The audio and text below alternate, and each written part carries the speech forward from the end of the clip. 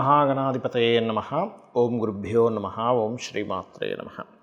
ప్రేక్షకులకి మనం ఈరోజు వార ఫలితాల్లో 15వ తేదీ నుంచి 21వ తేదీ వరకు ఉన్నటువంటి గ్రహస్థితి ఏ విధంగా ఉంది, తద్వారా మనం ఈ వారం ఏ విషయాలు చక్కటి ఫలితాలు ఇవ్వనున్నాయి, ఏ విషయాల పట్ల జాగ్రత్తగా ఉండాలి అనేటువంటి అంశాలు చెప్తుంది నేనైనప్పటికీ కూడా చెప్పేస్తుంది సాక్షాత్ లలిత అమ్మవారిగా భావిస్తూ, ముందుగా గ్రహస్థితి కనుక చూసుకున్నట్లయితే చంద్రుడు ఈ వారం మొత్తము కూడా చూసుకున్నట్లయితే మనకి మకర రాశి నుంచి మేషరాశి వరకు సంచరిస్తాడు.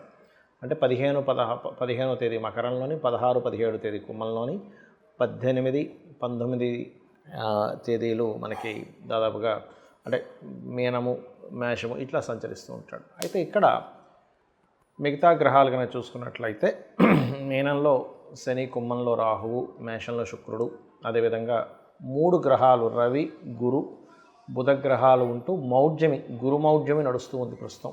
సో మౌఢ్యం వల్ల కూడా కొన్ని జాగ్రత్తలు తీసుకోవాల్సిన పరిస్థితి ఉంది. అదేవిధంగా మీకు సింహంలో కుజుడు, కేతువు కలిసి ఉన్నారు. ఈ యొక్క గ్రహాల యొక్క కలయిక మూలంగా ఒక్కొక్క లగ్నము తెలియనటువంటి వారు రాశి నుంచి చూసుకోవచ్చు. మేషలగ్నము, మేషరాశి, మేషం వారికి కనుక చూసుకున్నట్లయితే మీకు ఈ వారం ప్రధానంగా చంద్రుడు మీ యొక్క దశమ స్థానం నుంచి లగ్నం వరకు సంచరిస్తుంటాడు. అయితే లాభ వ్యయ స్థానాల్లో కూడా ఎప్పుడైతే చంద్రుడు సంచరిస్తుంటాడో ఈ వారం ప్రధానంగా వ్యాపారస్తులు వ్యాపారంలో ఇన్వెస్ట్మెంట్ చేసేటువంటి అంశంలో ఎవరికైనా మనీ పంపిస్తూ ఉంటారు. ఒకసారి ధనాన్ని ఫలానా సరుకు రావాలంటే ఎవరో కొత్తగా పరిచయం అవ్వడం, తద్వారా వాళ్ళకి ధనం పంపిస్తే వాళ్ళు ఇట్లాంటివి కొంచెం అంటే మీరు నమ్మకమైనటువంటి వ్యక్తులకి ధనం పంపించడం కానీ, ఇన్వెస్ట్మెంట్ చేసే విషయాల్లో కానీ చాలా చాలా జాగ్రత్తగా ఉండండి, ముఖ్యంగా మేషల లగ్నం వారు. అలాగే ఆలోచన స్థానంలో కూడా కుజుడు, కేతు ఉన్నందుకు కూడా కొంచెం అగ్రెసివ్గా తొందరపడి చేయడాలు లాంటివి జరుగుతుంటాయి. ప్రేమ వ్యవహారాలకు సంబంధించిన విషయంలో కొంత జాగ్రత్తగా ఉండండి. షేర్ మార్కెట్ విషయంలో తొందరపాటు నిర్ణయాలు అసలు పనికిరావు. అయితే ఇక్కడ మీకు లగ్నంలో శుక్రుడు ఉన్నందుకు కొంతవరకు వివాహ ప్రయత్నాలు సఫలీకృతం అవుతాయని చెప్పుకోవచ్చు. లగ్న శుక్రుడు వల్ల కొంత ఫైనాన్షియల్గా విదేశీ ధనయోగాలు కలగడం ఇటువంటివన్నీ కూడా చాలా బలంగా ఉన్నాయి. అయితే ఇక్కడ మీకు 3వ స్థానంలో గురువు కంబస్ట్ అయ్యాడు. దీన్ని మౌఢ్యమి అంటూ ఉంటారు. అందుకే 3వ స్థానంలో ఉండే గురువు మీకు వ్యయాధిపతి అవుతాడు. అంటే పెద్ద మొత్తంలో దూర ప్రాంతాలకి ధనాన్ని తీసుకెళ్లే అంశంలో కావచ్చు, తండ్రి గారి ఆరోగ్య విషయంలో కావచ్చు, తండ్రి గారికి సంబంధించిన సంబంధించిన విషయాలు అంటే తండ్రి ఆస్తికి సంబంధించిన విషయంలో కావచ్చు, తొందరపాటు నిర్ణయాలు అనేటువంటివి పనికిరావు, గుర్తుపెట్టుకోండి. అది కాకుండా 3వ స్థానంలో ఉన్నప్పుడు ఏదైనా అగ్రిమెంట్ రాసుకునేటప్పుడు కూడా కొంచెం చూసుకోండి. బట్ 3వ స్థానంలో రవి గురువుల యొక్క సంబంధం కొంతవరకు పరాక్రమము, కొన్ని విషయాలు ధైర్యంగా చేయడం వల్ల కూడా మీకు పేరు ప్రఖ్యాతలు అనేవి రావడం జరుగుతుంది. అదేవిధంగా కాస్త అన్నదమ్ములకు కూడా, మీ యొక్క తోబుట్టువులకు కూడా వాళ్ళు ఏదైనా సరే వారు చేసేటువంటి కొన్ని ధైర్య సాహసోపేతమైనటువంటి పనుల ద్వారా కూడా మీకు మంచి ఫలితాలు వస్తాయి. అయితే ఉద్యోగం కోసం ఎదురు చూసేటువంటి వారు మాత్రం ఉన్న ప్రదేశం కాకుండా ఇతర ప్రదేశాలకు వెళ్ళినట్లయితే, మీ దశమాధిపతి 12వ స్థానంలో ఉన్నాడు. మీ శని 12తో పాటు దాని వెనకాతల రాశిలో రాహు ఉన్నందుకు ఇంపోర్ట్ ఎక్స్పోర్ట్ బిజినెస్ చేసేటువంటి వారికి, విదేశాలకు వెళ్ళి అక్కడ ఏదైనా ఉద్యోగం కోసం ఎత్తుక్కునేటువంటి వారికి చాలా బాగుంది. అయితే ఇక్కడ కొంత సంతానం కోసం ప్రయత్నం చేసేవారు, సంతానం విషయంలో ఏదైనా నిర్ణయాలు తీసుకునేవారు, ప్రేమ వ్యవహారాలకు సంబంధించిన అంశాల్లోని కొంత జాగ్రత్తగా ఉండండి. రుణాలు లభిస్తాయి, అందులో ఎటువంటి సందేహం లేదు.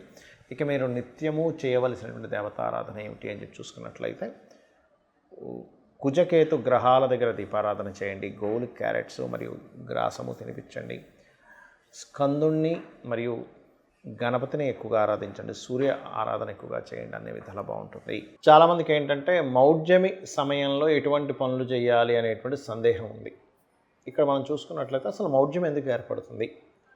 రవికి, సూర్య భగవానుడికి దగ్గర డిగ్రీల్లో ఏదైనా గ్రహం వెళ్ళినట్లయితే అది దాని యొక్క శక్తిని కోల్పోతుంది.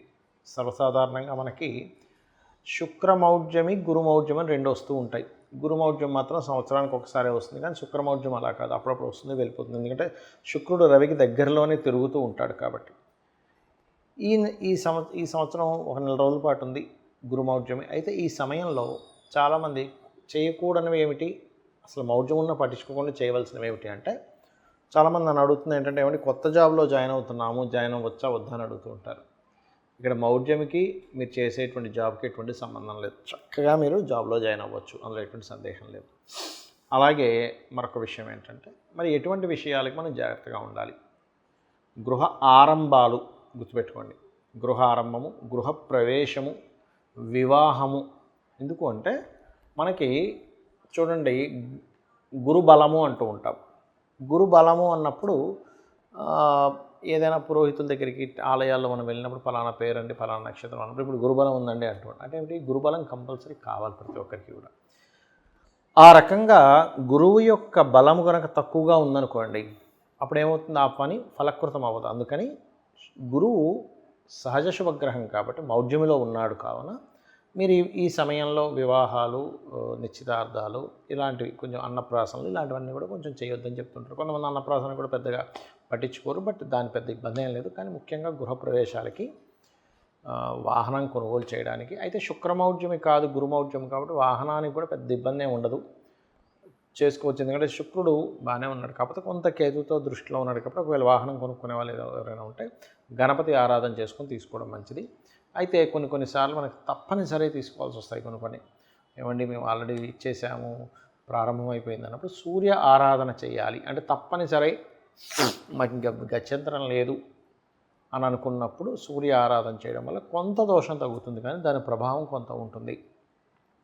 అలాగే మరొక విషయం ఏంటంటే ఇక్కడ చాలామంది ఏమంటే సంతానాన్ని పొందుదాం అనుకుంటున్నాం, అమ్మో ఈ నెల రోజులు అలాగా సంతానం మీరు కలగాలి అని రాసి పెట్టినప్పుడు కలుగుతుంది. దాన్ని మీరు ఆపలేరు, దాన్ని ఆపుకునే ప్రయత్నం కూడా చేయకూడదు, మౌఢ్యం ఉంది కదా అని. అలాగే మరొక విషయం ఏంటంటే ఇక్కడ గురువు రవి కలిసి కూడా ఉన్నారండి. అంటే మౌఢ్యమి ఒక ఫలితం ఇస్తే ఆ రెండు కలిసి ఉండడం ఒక మంచి ఇది కూడా. ఎలాగా అంటే గురువు ఎప్పుడైనా రవికి దగ్గరలో ఉన్నప్పుడు కొంచెం ఈ బంగారానికి సంబంధించిన విషయంలో కూడా మంచి ఫ్లక్చువేషన్స్ కూడా వస్తాయి. ఒక్కోసారి సడన్గా పెరగడం, తగ్గడం ఇట్లాంటివి కూడా జరుగుతూ ఉంటాయి గుర్రవులు కలిసినప్పుడు. అదేవిధంగా మరొక విషయం ఏంటంటే ఎవరికైనా సరే ఇప్పుడు దశమస్థానం రవి అంటే ఇప్పుడు మనకి మిథున లగ్నం అయింది, లేదా కన్యా లగ్నం అయింది, వాళ్ళకి దశమస్థానం రవి గురువులు ఉన్నటువంటి స్థితి ఉంది. కాబట్టి ఏమిటి, ఈ కాంబినేషన్ ఎప్పుడైతే అక్కడ ఉందో అది ఇచ్చే రిజల్ట్ ముఖ్యంగా గవర్నమెంట్ రిలేటెడ్ వాటికి యోగిస్తుంది. మరి గురువు కంబస్ట్లో ఉన్నాడు కదండి, అంటే గురువు కంబస్ట్లో ఉన్నందుకు అది వేరు. అంటే ఇక్కడ ఏమిటి, మీ పర్సనల్ చార్ట్లో లగ్నం ఏమిటి, ధనస్థానం ఏమిటి, మీ ప్రయత్నాల స్థానం ఏమిటి, మీ యొక్క ప్రాపర్టీ స్థానం ఎలా ఉంది, మీ విద్యాస్థానం ఎలా ఉంది, 4వ భావాన్ని బట్టి మీ సంతాన స్థానం ఎలా ఉంది. అదేవిధంగా కొంతమంది అడుగుతున్నారు ఏమంటే మౌఢ్యం ఉంది కదా, ఇప్పుడు ఐవీఎఫ్లు ఐయుఏ లాంటివి చేయించుకోవచ్చా అని. ఐవీఎఫ్ లాంటివి మాత్రం కొంచెం పక్కకు పెట్టండి, ఎందుకంటే గురు బలం తక్కువగా ఉంది కాబట్టి. బట్ మిగిలినవి చేసుకోవచ్చు. కొన్నిసార్లు ఇప్పుడే బాగుందంటారు డాక్టర్లు, బలం ఉంది, అలాంటప్పుడు మీరు ఇలాంటివి చూసుకోకండి, ముందుకు కానిచ్చేసేయండి. అలాగే మరొక విషయం ఏంటంటే ఇక్కడ ఎప్పుడు కూడా మన పూర్వజన్మ కర్మ మీద ఆధారపడి ఉంటుంది. అంటే 6వ స్థానం ఎలా ఉంది, 6వ స్థానం బలహీనంగా ఉందా బలంగా ఉందా అనేటువంటిది కూడా చూసుకోవాలి. దాన్ని బట్టి మీ పూర్వజన్మ కర్మలు 6వ స్థానంలో ఉండేటువంటి గ్రహాలకు దానం ఇవ్వడము ఇవి ఎక్కువగా చేస్తూ ఉండాలి. అదేవిధంగా 7వ స్థానం చాలామంది ఏమిటంటే వివాహ సమయం ఎప్పుడుందో చూసుకోకుండా సమయం లేని సమయంలో వివాహాలు చేసుకుంటూ ఉంటారు. కాబట్టి వివాహ సమయం పరిపూర్ణంగా ఎప్పుడుంది ఏమిటి అనేటువంటిది మీరు పూర్తిగా తెలుసుకొని అడుగు వేయాలి. అలాగే మరొక విషయం ఏంటంటే ఇక్కడ ఈ ఉద్యోగము, వ్యాపారము ఇవన్నీ కూడా మీ దశమస్థానము లాభస్థానాలు బట్టే ఉంటాయి. కానీ ఏదో ఏలినాటి శని వచ్చింది కాబట్టి నాకు ఇబ్బంది అవుతుంది, కాలసర్ప యోగంలో ఉంది కాబట్టి నాకు ఎందుకు పనికిరాకుండా పోతున్నానేమో అనేటువంటి అపోహల్లో బ్రతకకండి. ముఖ్యంగా మీ యొక్క ప్లానటరీ పొజిషన్స్ ఎలా ఉన్నాయి, మీ అధిపతి ఎవరు, మీరు ధనం సంపాదించలేకపోతున్నారంటే మీ ధనాధిపతి ఎవరు అలా చూసుకోండి.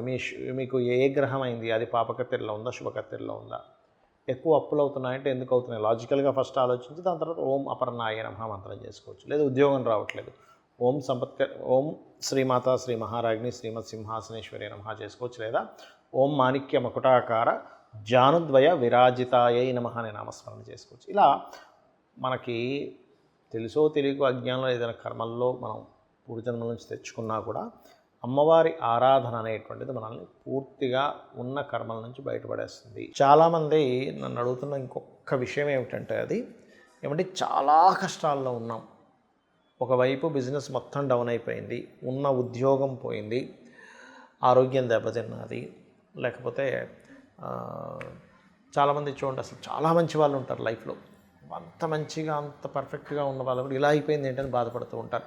అటువంటి వారు చాలామంది నాకు మెసేజ్లు పెడుతున్న దానివల్ల నేను మీకు ఈరోజు ఈ విషయం చెప్తున్నా.